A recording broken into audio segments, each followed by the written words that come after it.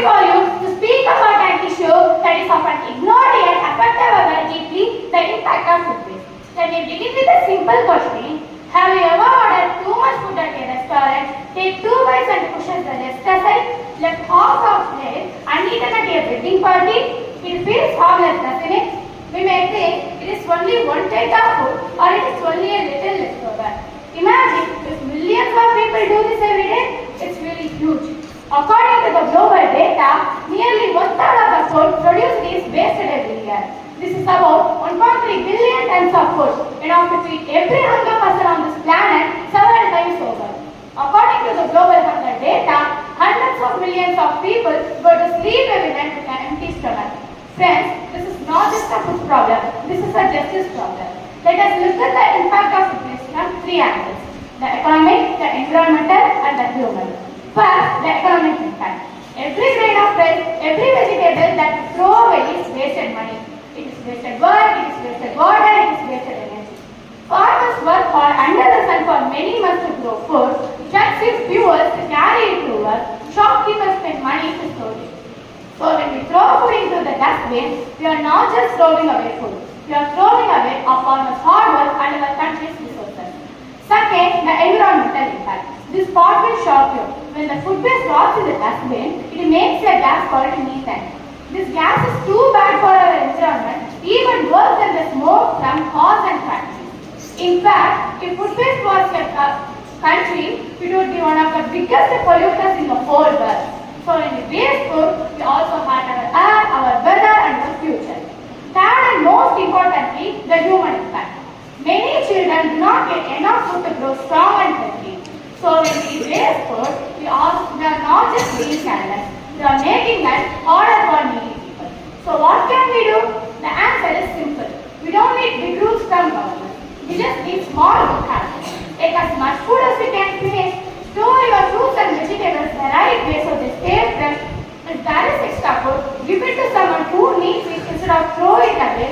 Schools like ours can run awareness campaigns to remind every student that it is not to be wasted, it is to be respected. I recall a simple saying my grandmother used to say, don't waste food because someone worked hard to put it on your plate and someone else is praying for a plate like yours. That one sentence carries more wisdom than hundreds of records and statistics. In conclusion, food waste is not someone else's problem. Our farmers and governments or their corporations. It's our problem. Every gram saved is a step towards a healthier planet, a step towards a hungry child's meal. So let us promise from today to waste less and share more. Because the fight against hunger to save our planet does not begin in a big office or a science lab. It begins right here on our own dining table. Save food, save our. Thank you. My name is Fatima. I am studying 7th standard. Today I talk about the impact of food waste. Food waste is a big problem in the world. Every year tons of food get formed in the world. Waste food means wasting resources. We all know do not waste food. But leftover food put in dustbin. But hungry persons are taking dustbin and eating. This is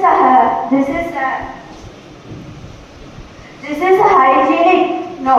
So we can all learn one. Do not waste food. Do not waste anything. Because any poor families are no. So do not waste food. Save our life. Thank you for having this day.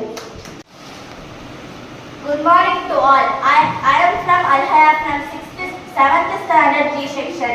அனைவருக்கும் வணக்கம். இங்கு நான் உங்கள் முன் பேசி எடுத்துக்கொண்ட தலைப்பின் பெயர் என்னவென்றால் உணவு வீணாக்கத்தின் பாதிப்புகள். உணவு என்பது ஒரு மனிதனின் அடிப்படை தேவைகளில் ஒன்று. ஆனால் உலகில் பல கோடி மக்கள் ஒருவேளை உணவுக்கு கூட போராடி கொண்டிருக்கும் போது மறுபுறம் ஏராளமான உணவுகள் தினமும் வீணாக்கப்படுகின்றன. இது மிகவும் வருத்தமளிக்கும் உண்மை. உணவு வீணாக்குவதால் பசி அதிகரிக்கிறது, விவசாய உழைப்புகள் மதிப்பிழக்கிறது. மேலும் உணவு உற்பத்தி செய்ய நிலம், தண்ணீர், மின்சாரம் போன்ற இயற்கை வளங்களும் விளைவிக்கின்றன. நாம் உணவை வீணாக்குவதால் இவை அனைத்தும் மறைமுகமாக வீணாக்கி கொண்டிருக்கிறது. எனவே நமக்கு தேவையான அளவு மட்டுமே எடுத்துக்கொள்ள வேண்டும். மீதமுள்ள நல்ல உணவை பாதுகாப்பாக சேமித்து பயன்படுத்த வேண்டும் அல்லது தேவைப்படுபவர்களுடன் பகிர்ந்து கொள்ள வேண்டும். குழந்தை பருவத்திலிருந்தே உணவின் மதிப்பை அனைவருக்கும் கற்பிக்க வேண்டும். உணவு வீணாக்குவதால் ஏற்படும் பாதிப்புகள் பல. முதலாவதாக பசி அதிகரிக்கிறது. இன்னும் உலகில் பல குழந்தைகளுக்கு ஊட்டச்சத்து குறைபாட்டால் பாதிக்கப்படுகின்றன. மேலும் பல குடும்பங்களுக்கு போதுமான உணவு இல்லாமல் வாழ்கின்றனர். நாம் வீணாக்கும் உணவு அவர்களுக்கு சென்றடைந்தால் அவர்களின் வாழ்க்கையில் மாற்றத்தை ஏற்படுத்தும். இரண்டாவதாக பொருளாதார இழப்பு ஏற்படுகிறது. உணவு வீணாக்குவதால் உணவு உற்பத்தி செய்ய விவசாயம் முதல் போக்குவரத்து வரை பல செலவுகள் உள்ளன. நாம் வீணாக்கும் ஒவ்வொரு உணவுப் பொருளும் குடும்பத்திற்கும் நாட்டிற்கும் பொருளாதார இழப்பை ஏற்படுத்துகிறது. மூன்றாவதாக இயற்கை வளங்கள் வீணாகின்றன. 1 கிலோ அரிசி உற்பத்தி செய்ய ஆயிரக்கணக்கான லிட்டர் தண்ணீர் தேவைப்படுகிறது. நான்காவதாக சுற்றுச்சூழல் பாதிக்கப்படுகிறது. குப்பைகளில் கொட்டப்படும் உணவுகள் மக்கும் போது தீங்குகள் விளைவிக்கும் வாயுகள் உருவாகின்றன. இவை புவி வெப்பமடைதல் மற்றும் காலநிலை மாற்றத்திற்கும் காரணமாகிறது. எனவே உணவு வீணாக்கம் என்பது சுற்றுச்சூழலையும் பிரச்சனையாக மாறுகிறது. அன்பு நண்பர்களே, இந்த பிரச்சனைக்கு தீர்வு நம்மிடம்தான் உள்ளது.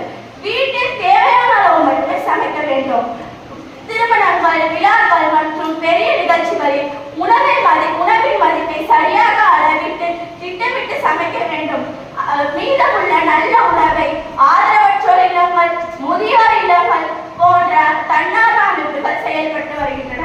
இவற்றிற்கு நாம் ஆதரிக்க வேண்டும். என் உரையை முடிப்பதற்கு முன் அனைவரிடமும் ஒரு வேண்டுகோள். உணவை வீணாக்காதீர்கள்.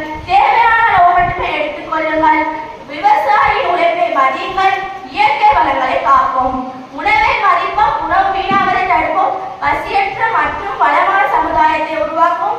இத்துடன் என் உரையை நிறைவு செய்கிறேன். நன்றி, வணக்கம். அஸ்ஸலாமு அலைக்கும் வரஹ்மத்துல்லாஹி வபரகாத்துஹு. நான் உங்களிடம் பேச எடுத்துக்கொண்ட தலைப்பு என்னவென்றால் உணவு வீணாக்கத்தின் பாதிப்பு. நான் இந்த உரையை ஒரு கேள்வியுடன் தொடங்கவில்லை, ஒரு அரிசி மணியின் கதையுடன் தொடங்கினேன். நான் ஒரு அரிசி மணி, ஒரு விவசாயியின் வேர்வையில் பிறந்தேன், மழையை நம்பி வளர்ந்தேன், வெயிலை தாங்கினேன், மழையை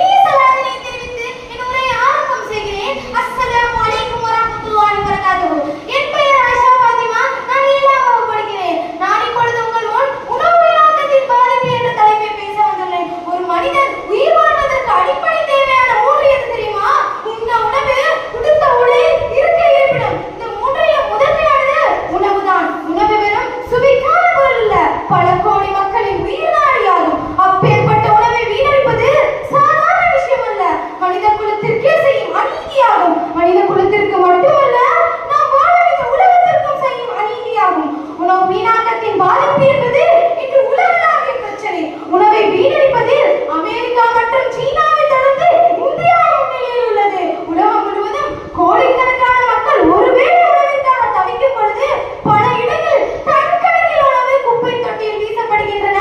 ஒவ்வொரு நாளும் உலகமெங்கும் 100 கோடி உணவு பண்டங்கள் வீணடிக்கப்படுவதாகவும் உற்பத்தி செய்யும் உணவில் 1/3 பங்கு வீணாகுவதாகவும் ஐக்கிய நாடுகளின் உணவு மற்றும் வேளாண்மை அமைப்பு தெரிவிக்கிறது. இன்றைய நவீன உலகில் நம் வீட்டிலும் விழாக்களிலும் உணவகங்களிலும் தேவைக்கு அதிகமாக சமைத்து வீணடிக்கும் பழக்கம் அதிகரித்து வருகிறது. நாம் ஒரு உணவை வீணடிக்கும் பொழுது அதை உற்பத்தி செய்ய பயன்படுத்தப்பட்ட நிலம், நீர், எரிபொருள் போன்ற அனைத்தும் வீணாகின்றன. வீணாகும் உணவுகள் குப்பை தொட்டியில் சேர்த்து மக்கி அளவு பொழுது புவி வெப்பமடைவதற்கு காரணமான மீத்தேன் வாயு உருவாகிறது. இது கார்பன் டை ஆக்சைடை விட 80 மடங்கு தீவிரமானது, மிகவும் மோசமானது.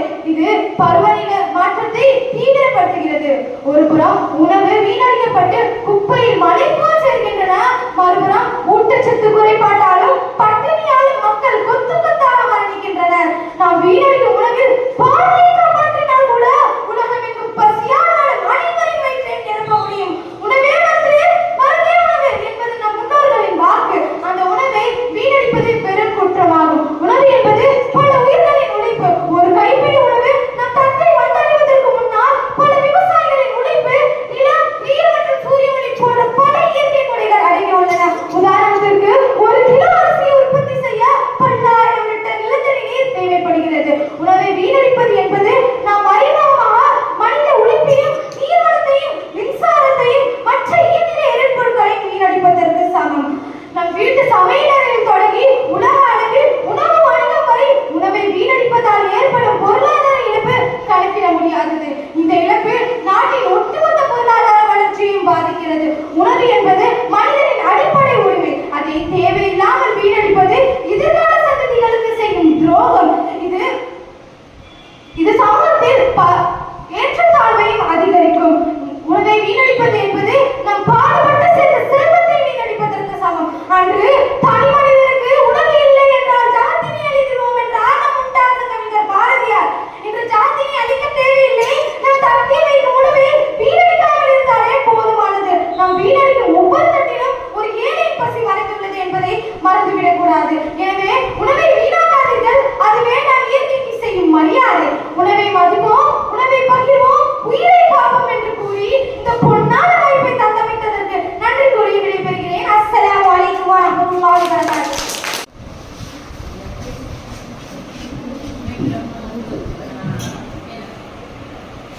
மதிப்பிற்குரிய ஆசிரியர்களே, அல்ஹம்துலில்லா. மதிப்பிற்குரிய நண்பர்களே, ஆசிரியர்களே, என் அன்பு நண்பர்களே, உங்கள் அனைவருக்கும் என் இனிய சலாத்தை தெரிவித்துக் கொள்கிறேன். அஸ்ஸலாமு அலைக்கும் வரஹ்மத்துல்லாஹி வபரகாத்துஹு. இன்று நான் முன் பேச எடுத்துக்கொண்ட தலைப்பு என்னவென்றால் உணவு வீணாக்கத்தின் பாதிப்பு. மனிதர்கள் உருவாக அடிப்படையாக இன்றியமையாத ஒன்றாக இருக்கிறது இந்த உணவு. இந்த உணவு இல்லாத இந்த உலகத்துல உயிர் வாழ்வது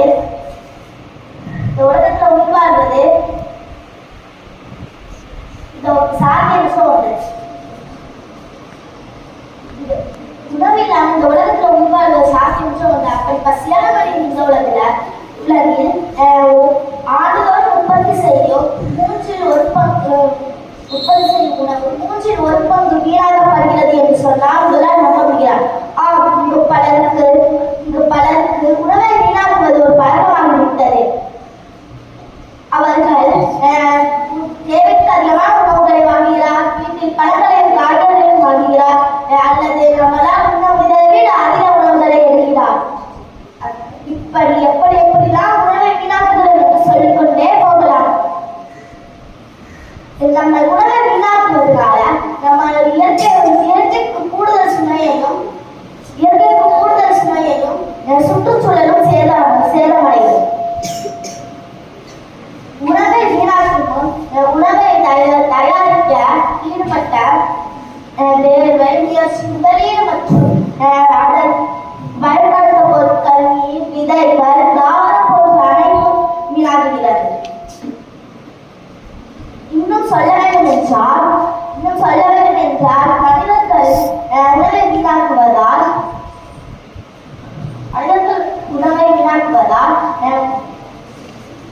இன்னும் சொல்ல வேண்டும் என்றால் உணவை வீணாக்குவதால் கால மாற்றத்திற்கு குறிப்பாக மனிதர்கள் செய்யும் மனிதர்களால் வெளியிடப்படும்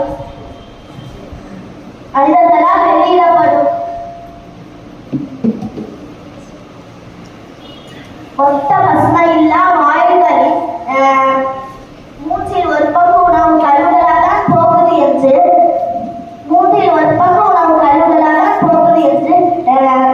கண்டறியப்பட்டுள்ளது. உணவை உற்பத்தி செய்வதற்கு நிலத்தை உணவை கொட்டுவதற்கு அவங்க யூஸ் பண்றாங்க. இதை மற்ற பிரச்சனைகளை போட்டு நாம் எடுத்து சமாளிக்க வேண்டும். அரசாங்கம் மற்றும் தனியார் துறை இந்த பிரச்சனையை எடுத்து சமாளிக்க வேண்டும். இதை பற்றி விழிப்புணர்வு கொடுக்க வேண்டும். இதுபோல நாமும் நம்மளால் முடிந்தவரை ஆரோக்கியமான உணவுகளை பின்பற்றுவோம். நம் தேவைக்கு மட்டும் உணவுகளை வாங்குவோம்.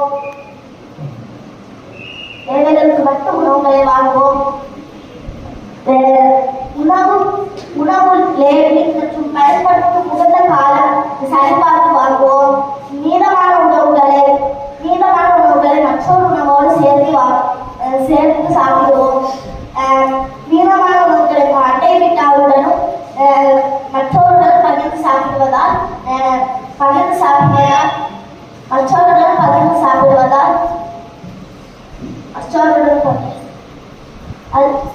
உணவு வீணாகாமல் இருக்கலாம். நாம் அன்றாட வாழ்க்கையில் செய்யும் சில மாற்றங்கள் நாம் இந்த உலக அளவில் நிறைய மாற்றத்தை ஏற்படுத்துகிறது.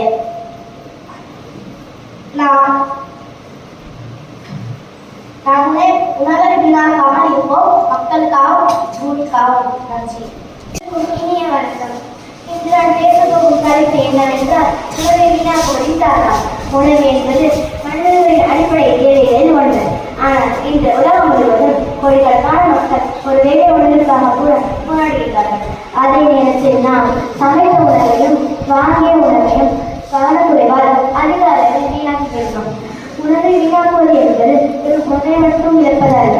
அதை விளைவிக்க விவசாயம் செய்த கடின உழைப்பு, பயன்படுத்திய தண்ணீர், மின்சாரம், நிலம் மற்றும் பணம் ஆகிய அனைத்தையும் வீணாக்குகின்றோம்.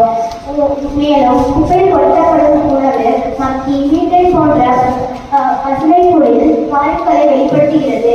இது புவி வெப்பமடைதலுக்கும் காலநிலை மாற்றத்திற்கும் ஒரு முக்கிய காரணமாக இருக்கின்றது.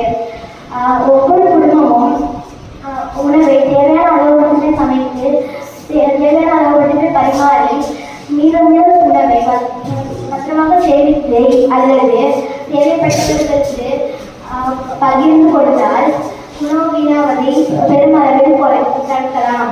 இது நாம் உணவை மதிப்பது என்பது நாம் விவசாயத்தை மதிப்பதாகும், இயற்கை வளங்களை பாதுகாப்பதாகும், எதிர்கால தலைமுறைகளுக்கு பொறுப்பை உணர்த்துவதாகும். எனவே இன்று முதல் நாம் ஒரு உறுதி எடுப்போம். உணவை தேவையான அளவு மட்டுமே சமைத்து தேவையான அளவு மட்டுமே பரிமாறி உணவு வீணாவதை தடுப்போம். ஒருபோதும் உணவை வீணாக்க மாட்டோம். உணவை வீணாக உயிரை வாழ வைக்கும். நன்றி. வணக்கம். My name is Sultan Nidhi. மதிப்பிற்குரிய தலைமை ஆசிரியர்களே, மதிப்பிற்குரிய ஆசிரியர்களே, நண்பர்களே, அனைவருக்கும் என் இனிய காலை வணக்கம். நான் உங்கள் முன் பேசவிருக்கும் தலைப்பு உணவு வீணாவதால் ஏற்படும் பாதிப்பு. நாம் தினமும் சாப்பிடும் ஒவ்வொரு அரிசிகளுக்கு பின்னாலும் ஒரு விவசாய உழைப்பும் நிறைய தண்ணீரும் அதிக நேரம் இருக்கிறது. ஆனால் நாம் அதை எவ்வளவு எளிதாக குப்பையில் போடுகிறோம். உலகில் ஒரு புறம் உணவு குப்பையில் கொட்டியில் போகிறது. அதில் மறுபுறம் பல குழந்தைகள் பசியால் ஒருவேளை சாப்பாடு கூட கிடைக்காமல் இருக்கிறார்கள். இது எவ்வளவு பெரிய அநீதி. உணவு வீணாவது என்பது வெறும் உணவு மற்றும் வீணாவது. அதற்கு தேவையான நிலம் வீணாகிறது, தண்ணீர் வீணாகிறது, மின்சாரமும் வீணாகிறது. மேலும் குப்பையில் போகும் உணவு அழுகி பசுமையில்லா வாயுவை வெளியிட்டு நம் பூமியை சூடாகிறது. பாரதியார் கூட சொன்னால் பசிவத்தில பத்துமாறு. பசியின் வழி தெரிந்தவனுக்கு மட்டுமே உணவின் அருமை புரியும். நாம் என்ன செய்யலாம்? 1. தேவையானது மட்டும் எடுப்போம், தட்டில் மிச்சம் வைக்க வேண்டாம். 2. வீட்டிற்கு சரியாக சேமிப்போம். 3 விழாக்களில் வீணாகும் உணவை தேவையானவர்களுக்கு கொடுப்போம். உணவை மதிப்பவன் வாழ்க்கையை மதிக்கிறான். நண்பர்களை இன்று முதல் நாம் ஒரு உறுதி எடுப்போம். ஒரு பருவை கூட வீணாக்க வேண்டாம். உணவை காப்போம், நாட்டை காப்போம், எதிர்காலத்தை காப்போம். நன்றி. மதிப்புக்குரிய தலைமை ஆசிரியர்களே, மதிப்புக்குரிய ஆசிரியர்களே, என் அன்பு நண்பர்களே, அனைவருக்கும் இனிய காலை வணக்கம். உழவன் சேற்றில் கால் வைத்தாதான் நம் சோற்றில் கை வைக்க முடியும். அந்த ஒரு வறிய உணவை மிகவும் உயர்த்துகிறது. இன்று நான் பேசப் போகும் தலைப்பு என்னவென்றால் உணவை வீணாக்குவதின் பாதிப்பு. உணவு என்பது வெறும் வயிற்றை நடக்கும் பொருள் அல்ல. அது ஒரு விவசாயியின் வேர்வை, இறைவனின் அருள், இயற்கையின் கோடை. ஆனால் இன்று என்ன நடக்கிறது? திருமண விழாக்கள், ஹோட்டல்கள், பல வீடுகள் என பல்வேறு இடங்களில் தினமும் குப்பையில் உணவு கொட்டப்படுகிறது. ஆனால் அதே நேரம் பல குழந்தைகள் பசியால் அழுகிறார்கள். இதைவிட பெரிய வேதனை வேறு என்ன இருக்க முடியும்? ஒரு நிமிடம் உங்கள் கண்ணை மூடி கற்பனை செய்து பாருங்கள். ஒரு சிறு குழந்தை 2 நாட்களாக பசியால் அழுகிறது. ஆனால் அதே நேரம் நம் தட்டில் உள்ள உணவை நாம் குப்பையில் கொட்டுகிறோம். அந்த சிறு குழந்தையின் பசியை நிறுத்தால் நம்பால் ஒரு பற்கை உணவு கூட வீணாக்க மனம் வருமா? இதைவிட பெரிய வேதனை வேறு என்ன இருக்க முடியும்? நாம் உணவை வீணாக்குவது வெறும் உணவு மட்டுமல்ல, அதை விளைவித்த தண்ணீர், மின்சாரம், உழைவனின் உழைப்பு மற்றும் பணம் அனைத்தும் வீணாகும். நாம் மேலும் குப்பையில் போடும் உணவு சுற்றுச்சூழலை பாதிக்கும். நாம் உணவை வீணாக்க வேண்டாம். நாம் சிறு வயதிலே உணவை மதிக்க கற்றுக்கொண்டால் அனைவரும் கற்றுக்கொள்ள வேண்டும். என் உரையை நான் முடித்துக் கொள்கிறேன். உணவை மதியுங்கள், விவசாயத்தை மதியுங்கள், வளமான இந்தியாவை உருவாக்குவோம். உணவை வீணாக்காத கை ஒரு உயிரை காப்பாற்றும் கை ஆகும். உணவை வீணாக்காதீர்கள். உணவு ஒரு வரம், அதை யாரும் வீணாக்காதீர்கள். நன்றி. என் பெயர் ரசூல் மிஸ்கா. நான் 7ஆம் வகுப்பு படிக்கிறேன். பேச்சு போட்டிக்கு வந்ததொரு அழைப்பு, போட்டிக்கு தரப்பட்டது நல்லதொரு தலைப்பு. அழைப்பை மகிழ்ந்து தலைப்பை புரிந்து என் பேச்சிலேயே தரப்போகிறேன் நல்லதொரு விருந்து. அவர்கள் அனைவருக்கும் என் சாத்தினை கூறி என் உரையை நான் ஆரம்பம் செய்கிறேன். அஸ்ஸலாமு அலைக்கும் வரஹ்மத்துல்லாஹி வபரகாத்துஹு. இன்று நான் உங்கள் முன் பேச எடுத்துக்கொண்ட தலைப்பு என்னவென்றால் உணவு வீணாக்கத்தின் பாதிப்பு. மனித வாழ்வில் உணவு மிகவும் இன்றியமையானது. உணவின்றி உயர்வதில்லை. உணவின் முக்கியத்துவத்தை அறிந்த நாம் அதை வீணாக்குவதால் ஏற்படும் பாதிப்பை உணர்வதே இல்லை. உணவு விரயமாக்குவது தமிழகத்தில் மட்டும் நடக்கும் நிகழ்வல்ல, அது உலகம் முழுவதும் நடக்கும் சமூக அநீதி. எத்தனையோ சிரமங்களுக்கு இடையில் உணவுக்கான பொருட்களை விளைவித்து தரும் விவசாயிகளுக்கு செய்யும் அவமரியாதை. உணவு என்பது ஜனம் அல்ல, அது ஒரு உயிர் பொருள். உலகில் சுமார் 70 கோடி மக்கள் இரவில் உணவு கிடைக்காமல் பசித்த வயிற்றோடு தினமும் முழுங்கு செல்கின்ற சோகமான நிலைமை ஒருபுறம் என்றார். உணவின் மொத்த உற்பத்தி சுமார் 20% உணவு விரயமாகிறது என்கிறது ஐநாவின் உணவு விரய குறியீட்டு 2021 ஆய்வறிக்கை. இதில் 61% வீடுகளில் இருந்தும் 26% உணவு விருதுகளில் இருந்தும் 13% சில்லறை விற்பனைகளிலும் விரயம் செய்யப்பட்டிருக்கிறதாக தெரிவிக்கப்பட்டிருக்கிறது. இந்திய வீடுகளில் 2019 மட்டுமே 6.80 கோடி டன் அளவில் உணவு விரயமாகிறது.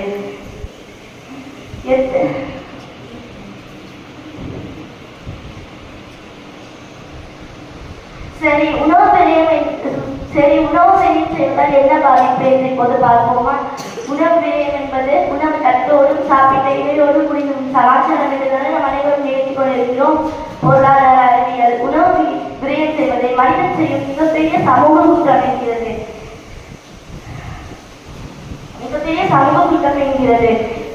காரணம், இனத்திலிருந்து உணவுப் பொருட்கள் உற்பத்தியாகி அது ஒரு எரிபொருளை உணவாக உருவெடுத்து தகுந்த பகிர்வு, பாதுகாப்பு என பல கட்டங்களை கடந்து உணவு தட்டிற்கு வருவதற்காகவும் செலவு உணவு விரயமாக்குவதன் வழியாக பல மடங்கு அதிகரிக்கிறது. அது அந்த நாட்டின் பொருளாதாரத்தை பெரிதும் பாதிக்கிறது. அது சுற்றுச்சூழலுடன் பிணைந்துள்ளது. அதிகப்படி உணவு, கெட்டு போன உணவு, மிச்சமான உணவை நுகர்வோரால் பல வழிகளில் விரயம் செய்யப்படும் உணவு மறுபடியும் மண்ணுக்கு தானே வருகிறது. அங்கு அது மீத்தேன் என்னும் நச்சு வாய்வு கிடைக்கிறது. அது மீத்தேன் வாய்வு கார்பன் டை ஆக்சைடை விட பல மடங்கு வெப்பத்தை ஈர்க்கும் திறன் கொண்டது.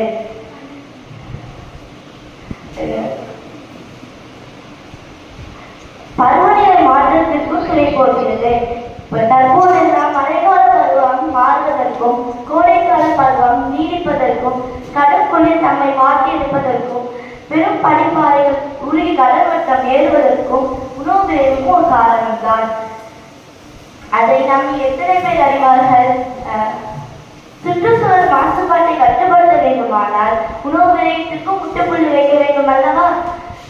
பிடித்த உணவு என்பதற்காக எல்லாவற்றையும் வாங்கி அது எல்லாவற்றிலும் கொஞ்சம் மிச்சம் வைப்பதற்கு மாற்றாக தேவைக்கு வாங்கி தேவைக்கு சாப்பிட்டு அதெல்லாம் மிச்சம் இருந்தால் குப்பை தொட்டியை கொட்டாமல் உணவு இல்லாதவர்கள் குறித்து பகுத்தும் பல்வேறு ஓம்புதல் பண்பை வளர்த்து கொள்ளவும்.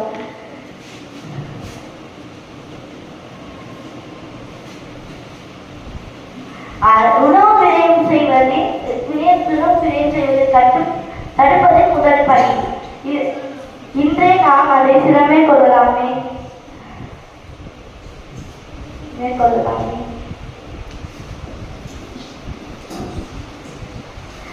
சமூகமும் அரசும் கைகோர்த்தால் உணவு விரயம் செய்வதை தடுக்கலாம். சுற்றுச்சூழல் பாதுகாப்போம் என்று கூறி என் உரையை நான் முடிவு செய்கிறேன். அஸ்ஸலாமு அலைக்கும் வரஹ்மத்துல்லாஹி வபரகாத்துஹு. மரியாதைக்குரிய ஆசிரியர்களே மற்றும் என் இனிய நண்பர்களே, அனைவருக்கும் என் இனிய வாழ்த்துக்களை தெரிவித்துக் கொள்கிறேன். இன்று நான் பேசவிருக்கும் தலைப்பு உணவை வீணாக்குவதின் காரணங்கள். Impact of food waste. ஒரு புறம் உணவு குப்பையில் கொட்டப்படுகிறது, மறுபுறம் ஒரு குழந்தை பசியால் அழுகுகிறது. இந்த முரண்பாட்டை மாற்ற வேண்டிய பொறுப்பு யாருக்கு? நமக்கு தான். இந்த கேள்வியோடு என் உரையை தொடங்குகிறேன். நண்பர்களே, ஒரு விவசாயி ஒரு விதையை விதைக்கிறார். அது பயராக வளர பல மாதங்கள் உழைக்கிறார். வெயில், மழை, காற்று என அனைத்தையும் தாங்குகிறார். பின்னர் அந்த விளைபொருள் சந்தைக்கு செல்கிறது. அங்கிருந்து கடைகளுக்கும் வீடுகளுக்கும் வருகிறது. இவ்வளவு உழைப்பின் முடிவில் நம் சந்தைக்கு வரும் உணவை நாம் சில நிமிடங்களில் குப்பையில் போடுகின்றோம். இது உணவை வீணாக்குவது மட்டுமல்ல, விவசாயம், வேர்வை, இயற்கை வளங்கள், தண்ணீர், மின்சாரம், பணம், மனிதனின் உழைப்பு அனைத்தையும் வீணாக்குகிறோம். ஐக்கிய நாடுகளின் சபை 2024ஆம் ஆண்டு ஃபுட் வேஸ்ட் இண்டெக்ஸ் ரிப்போர்ட்டின் படி உலகம் முழுவதும் ஆண்டுகளுக்கு 1.05 பில்லியன் டன் உணவு வீணாகிறது. அதாவது உலகில் தயாரிக்கப்படும் உணவுகளில் பெரும்பகுதி யாருடைய வயிற்றுக்கும் செல்லாமல் குப்பையில் முடிகிறது. இந்தியாவை பாருங்கள், ஒவ்வொரு ஆண்டும் சுமார் 78 மில்லியன் டன் உணவு வீணாகிறது. அதே நேரத்தில் இந்தியாவில் இன்னும் கோடிக்கணக்கான மக்கள் சத்தான உணவு கிடைக்காமல் வாழ்கிறார்கள். பல குழந்தைகள் ஊட்டச்சத்து குறைபாடால் பாதிக்கப்படுகிறார்கள். யூனிபிக்ஸ் அறிக்கையின்படி குழந்தைகளின் மரணங்களில் சுமார் 69% ஊட்டச்சத்து குறைபாடுகள் தொடர்புடையதாக உள்ளது. இப்போது நான் உங்களிடம் ஒரு கேள்வி கேட்கிறேன். குழந்தைகளின் இந்த ஊட்டச்சத்து குறைபாடு மரணங்களுக்கு உணவு பற்றாக்குறை தான் பிரச்சனையா அல்லது உணவை மதிக்காத மனப்பான்மை தான் பிரச்சனையா? சிந்தித்து பாருங்கள். உணவு வீணாவது ஒரு பொருளாதார பிரச்சனை மட்டுமல்ல, மனித உயிரை பறிக்கும் ஒரு சமூக பிரச்சனை. உணவு வீணாவது மனிதர்களை மட்டுமல்ல, பூமியையும் பாதிக்கும். குப்பையில் கொட்டப்படும் உணவு அழுகும் போது மீத்தேன் என்ற வாயு உருவாகிறது. அந்த வாயு பூமியின் வெப்பத்தை அதிகரிக்கிறது. அதன் விளைவாக நாம் அனுபவிப்பது என்ன? கடுமையான வெப்பம், வெள்ளப்பெருக்கு, வறட்சி, விவசாய இழப்பு. இவை அனைத்தும் சுற்றுச்சூழலின் பாதிப்பின் அறிகுறிகள். ஒரு கட்டு சோறு வீணாகும் பொழுது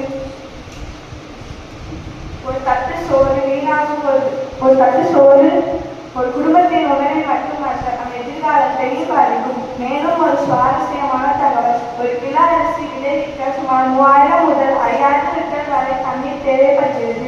நாம் ஒரு கட்டு சோற்றை வீணாக்கும் போது அந்த உணவுடன் சேர்ந்து ஆயிரக்கணக்கான லிட்டர் தண்ணீரையும் வீணாக்குகிறோம்.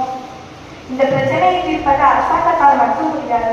ஒவ்வொரு குடும்பமும், ஒவ்வொரு பள்ளியும், ஒவ்வொரு மாணவர்களும் பொறுப்புடன் கடைபிடிக்க வேண்டும். நாம் என்ன செய்யலாம்? தேவையான அளவு மட்டுமே உணவை எடுத்துக்கொள்வோம். தட்டில் உணவை மீதம் வைக்காமல் சாப்பிடுவோம். மீதமுள்ள நல்ல உணவுகளை உதவி தேர்ப்பதற்காக வழங்குவோம். வீட்டில் குழந்தைகளுக்கு உணவின் மதிப்பை சிறுவயதிலிருந்தே கற்றுக் கொடுப்போம். இன்று உலகம் செயற்கை நுண்ணறிவு, ரோபோட்டிக்ஸ், விண்வெளி ஆராய்ச்சி என்றும் வேகமாக முன்னேறுகிறது. ஆனால் இன்னும் ஒரு குழந்தை பசியுடன் தூங்குகிறது என்றால் அது மனித குலத்தின் மிகப்பெரிய அவமானம். என் உரையை முடிப்பதற்கு முன் நான் உங்களிடம் ஒரு வேண்டுகோள் இருக்கிறேன். இன்று மதிய உணவு சாப்பிடும் போது உங்கள் தட்டில் ஒரு பருப்பு சோறை கூட மீதம் படிக்காதீர்கள். அந்த ஒரு செயல் தான் இந்த பேச்சுக்கு கிடைக்கும் மிகப்பெரிய வெற்றியாக இருக்கும். உணவை மதிப்போம், உழைப்பை மதிப்போம், இயற்கையை காண்போம், பசியற்ற இந்தியாவை உருவாக்குவோம். நன்றி. வரஹ்மத்துல்லாஹி வபரகாத்துஹு. நான் உங்கள் முன் பேச எடுத்துக்கொண்ட தலைப்பு என்னவென்றால் உணவு வீணாக்கத்தை பாதிக்கிறது. I am Emily Vashada of 7th standard. நான் உங்கள் முன் பேச எடுத்துக்கொண்ட தலைப்பு என்னவென்றால் உணவு வீணாக்கத்தை பாதிக்கிறது. உணவு வீணாக்கப்படுவது என்பது வெறுமனே உணவை வீணடிப்பதல்ல, அதை உற்பத்தி செய்ய பயன்படுத்தப்படும் நீர், நிலம், எரிசக்தி மற்றும் மனித உழைப்பு ஆகியவை வீணாவதை குறிக்கிறது. இது உலகளாவிய பட்டினி, கடுமையான சுற்றுச்சூழல் மாசுபாடு மற்றும் பொருளாதார இழப்புக்கு முக்கிய காரணமாக அமைகிறது. உணவு வீணாக்கத்தின் முக்கிய பாதிப்புகள்: சுற்றுச்சூழல் சீரழிவு மற்றும் பருவநிலை மாற்றம், பசுமையில்ல வாயுகள், குப்பை கிடங்குகளில் அழிவும் உணவு கழிவுகள் கார்பன் டை ஆக்சைடை அதிக ஆபத்தான மீத்தேன் வாயுவை வெளியிடுகின்றன. நீர்வளம் வீணாக்கல்: உலகளவில் நன்னீரில் 70% விவசாயத்திற்கே பயன்படுத்தப்படுகிறது. வீணாகும் உணவிற்காக செலவிடப்படும் தண்ணீர் ஒட்டுமொத்த நன்னீர் ஆதாரத்தையும் பாதிக்கிறது. சமூக பிரச்சனை மற்றும் பட்டினி: உலகம் முழுவதும் மில்லியன் கணக்கான மக்கள் போதுமான உணவின்றி தவிக்கும் போது நாம் உணவை வீணடிப்பது மனிதநேயமற்றது. அதிக உணவை வீணடிக்கும் நாடுகளால் உலகளாவிய உணவுப் பொருட்களின் விலை உயர்கிறது. இதனால் ஏழை மக்களுக்கு உணவு எட்டாக்கணியாகிறது. இயற்கை பொருளாதார இழப்பு: ஒரு தனிநபர், குடும்பம் அல்லது உணவகம் அளவில் வீணாகும் உணவு மிகப்பெரிய அளவில் நிதி இழப்பை ஏற்படுத்துகிறது.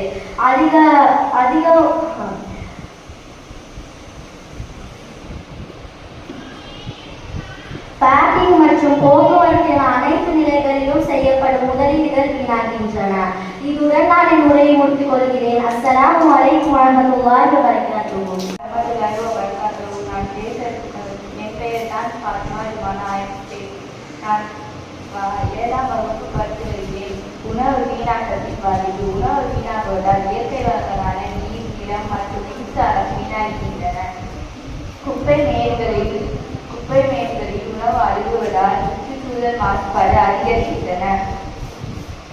குடும்பங்களுக்கும் விவசாயிகளுக்கும் நாட்டின் பொருளாதாரத்திற்கும் நிதி இழப்பு ஏற்படுகிறது.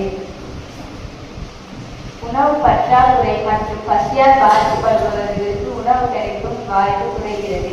உணவை உற்பத்தி செய்ய எடுத்த உழைப்பும் நேரமும் வீணாகின்றன. ஆகவே பள்ளி பருவத்திலேயே உணவை வீணாக்கும் பழக்கத்திலிருந்து மாணவர்களை தடுப்பது நல்லது. உணவு வீணாக்கம் என்பது தீமைகள் பற்றிய விழிப்புணர்வே ஆகும். இவ்வாறு வீணடிக்கப்படும் ஒவ்வொரு ஆண்டுக்கும் சுமார் 130 கோடிதான் உணவுப் பொருட்கள் வீணாகின்றன. இவ்வாறு வீணடிக்கப்படும் உணவுப் பொருட்கள் பெரும் பகுதி விளைவிக்கப்படும் இடத்திலே வீணாகின்றன. பருவநிலை மாற்றமும் இதற்கு ஒரு காரணம். இவ்வாறு வீணடிக்கப்படும் உணவுப் பொருட்களின் அளவில் உலக உணவு உற்பத்தி சுமார் 17% ஆகும். சராசரியாக ஒரு டன் அரிசியில் ஒரு நாளுக்கு 1550 பேருக்கு உணவு வழங்கலாம். உணவு வீணாக்கும் என்பது பெரும் பகுதி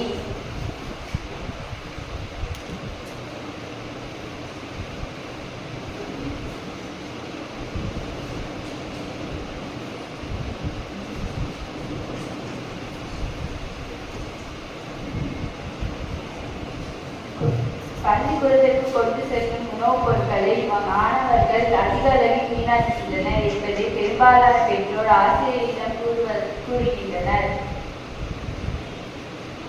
நன்றி. என் பேர் எஸ். கஸ்மியா அமினா.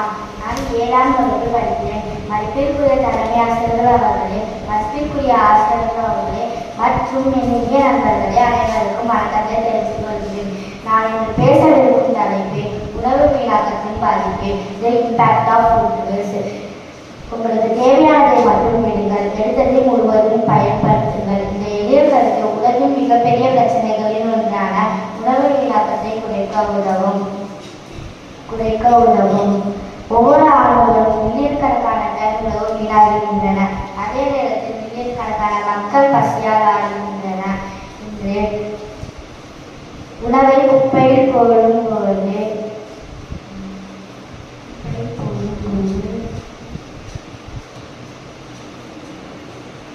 பசுமையில்லா வாயுகளை வெளியிட்டு மீத்தேன் என்று நோயை வெளியிடுகிறது. மகாத்மா காந்தி ஒரு முறை கூறினார், உங்களுக்கு தேவையானது அனைத்தும் பூமியில் உள்ளது, ஆனால் பேராசைக்கு அல்ல. ஒவ்வொரு வார்த்தையும் நாம் இந்த அரிசி மண்ணையும் மதிக்க வேண்டும் என்று நினைவூட்டுகிறது. நாம் உணவை மதிப்போம், பாதுகாப்போம். நன்றி, வணக்கம். நான் 7ஆம் வகுப்பு படித்து வந்துள்ளேன். அஸ்ஸலாமு அலைக்கும் வரஹ்மத்துல்லாஹி வபரகாத்துஹு.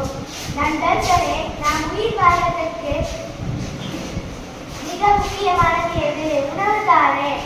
உழவர்கள் வெயிலும் மழையிலும் கடுமையாக உழைத்து நமக்காக உணவு விளைவிக்கிறார்கள். ஆனால் நாம் அதை எப்படி மதிக்கிறோம்? வீடுகளிலும் விடுதிகளிலும் திருமணங்களிலும் ஏராளமான உணவை வீணடிக்கிறார்கள். தட்டில் மீதமாக ஒரு கைப்பிடி உணவை அளவினால் எவ்வளவு உழைப்பு இருக்கிறது என்று நாம் சிந்திப்பதே இல்லை. இதனால் ஏற்படும் பாதிப்புகள் என்ன? இன்று நம் நாட்டில் பல குழந்தைகள் ஒருவேளை உணவிற்காக எழுகின்றனர். நாம் இங்கு உணவை வீணாக்கும் போது அவர்கள் பசிக்கும் நாமே காரணமாகிறோம். இரண்டாவது, ஒரு இழப்பு. நம் பெற்றோர்கள் கையால் உழைத்து சம்பாதிக்கும் பணத்தில் வாங்கும் உணவை நாம் குப்பையில் எறியும் போது அவர்களின் உழைப்பையும் சேர்த்து நாம் வீணாக்குகிறோம். மூன்றாவது, சுற்றுச்சூழல். வீணாகும் உணவு குப்பையில் சேர்த்து மாசுவை உண்டாக்குகிறது. வீணாகும் உணவு குப்பையில் சேர்த்து மாசுவை உண்டாக்குகிறது. அதனை விளைவிக்க பயன்படுத்திய நீரும் நிலமும் வீணாகுகிறது. இதற்கு தீர்வு தான் என்ன? நமக்கு எவ்வளவு உணவு தேவையோ அவ்வளவு மட்டுமே எடுத்துக்கொள்ள வேண்டும். தட்டில் மீண்டும் வைக்கக்கூடாது. அதிகமாக இருந்தால் தேவையுள்ளவர்களுக்கு கொடுக்க வேண்டும். இறுதியாக ஒன்று சொல்ல விரும்புகிறேன். உணவை காப்போம், உயிரை போற்றுவோம். நன்றி. மதிப்பிற்குரிய நடுவர்களுக்கும் ஆசிரியருக்கும் என் அன்பான நண்பர்களுக்கும் வணக்கம். உணவு என்பது வேறு பொருள் அல்ல, அது பலரின் உழைப்பின் விளைவு. இது நான் நேர்ந்து போகும் தலைப்பு உணவு வீணாக்கத்தின் பாதிப்பு. நாம் தினமும் சாப்பிடும் ஒரு வேளை உணவுக்கு பின்னால் பல விவசாயிகளின் உழைப்பு இருக்கிறது. இயற்கை வள பல மனிதர்களின் முயற்சி இருக்கிறது. ஆனால் பல இடங்களில் தேவைக்கு அதிகமான உணவை எடுத்துக்கொண்டு அதை நாம் வீணாக்குகிறோம். நாம் உணவை வீணாக்கும் போது தண்ணீர், மின்சாரம், நிலம் போன்ற